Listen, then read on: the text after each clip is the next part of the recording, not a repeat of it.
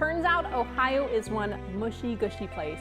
And no, I don't mean lovey-dovey. I'm talking about our marshes and bogs. You might think of them as swamps, but they are super important to our state's ecosystem. So much so that they are often protected by the state and federal government. To find out more, I met up with Adam Woolover of the Ohio Department of Natural Resources at a couple wetlands in Kent, Ohio.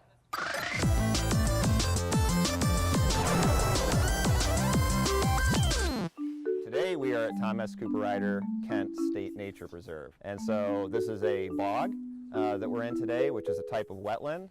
So wetland's a fairly general term that can describe a lot of different types of land areas that are associated with saturated soils. And so we can break that down further into different types or categories of wetland. So for instance, a swamp is usually more associated with trees. So you'll have an area that's very wet, but you'll also have trees growing in it.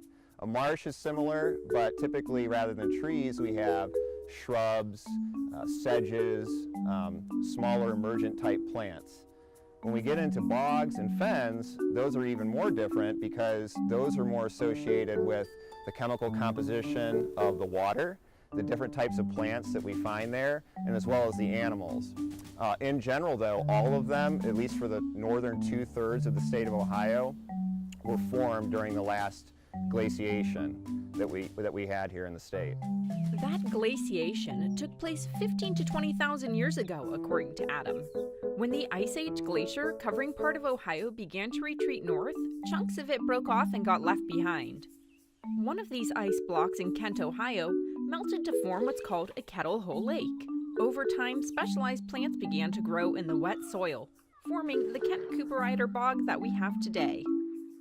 Several unique animals and plants can still be found here. We find a lot of rare plants and animals within wetlands.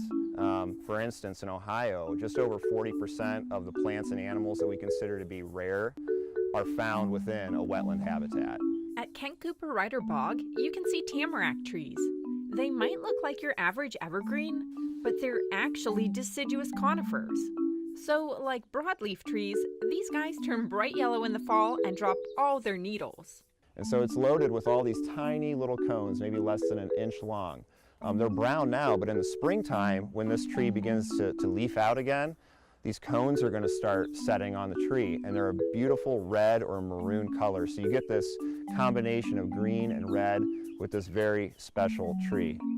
You can also see high bush blueberries here. They may be smaller than what you buy in the grocery store, but they're still tasty to the wildlife. Of course, you should never eat berries you find in the wild, since they might make you sick. One other cool plant here is sphagnum moss.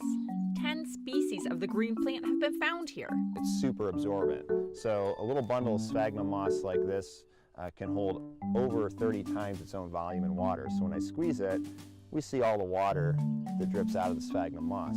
Plus, the moss changes the pH of water around it, making it more acidic, so only certain other plants can live nearby. Besides being home to some cool plants, this bog, like all wetlands, plays an important role in keeping the earth healthy. Wetlands are like filters. They can filter out sediments, pollutants, harmful chemicals, but they're also reservoirs in times of drought that can provide us with fresh water. And they're also like a sponge. So in times where we have a lot of rainfall or flooding, they can take in water and they can reduce flooding, damage to property, or loss of life. Wetlands are protected by both the federal and state government. But it's our responsibility, too, to keep these special places safe. These are some of the last vestiges where we're going to find these plants and animals. So if we don't protect them, and we don't protect their habitat and home, they're going to be essentially gone forever.